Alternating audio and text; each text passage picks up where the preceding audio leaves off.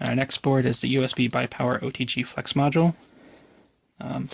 We have a couple of these. You can see them. They're actually pretty neat. They have a nice mix of VGA and QFN components on them, as small as we could get them. And basically there is a 3.3 volt power supply here and a negative 3.3 volt power supply here. Both of them are SMPS, switch mode power supplies, and in general they basically seem to function really well. This is our USB BCD negotiating switch. It is a TI based one. We will probably be switching to another one and maybe even changing the orientation of the USB micro AB connector, as those things seem to basically need to be coupled together closely. We have a significant amount of ESD, and we have common choke and some other things put in to protect the board and anything that's actually connected to it as well.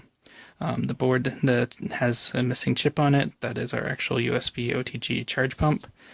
We have two of those, and those are like the last two in all of North America, and they will not be making any more.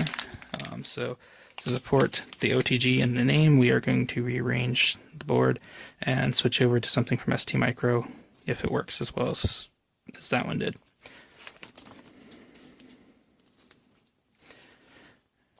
And here is basically a better showing of the actual components. Over here is the negative 3.3 volt SMPS, and here is the 3.3 volt switch mode power supply. This is a power mux that basically powers both of them, either from the VBAT coming in or the VBus, depending on what the actual state of the system is. Here is the ESD and common mode choke. Here's an extra ESD for the ID pin coming in.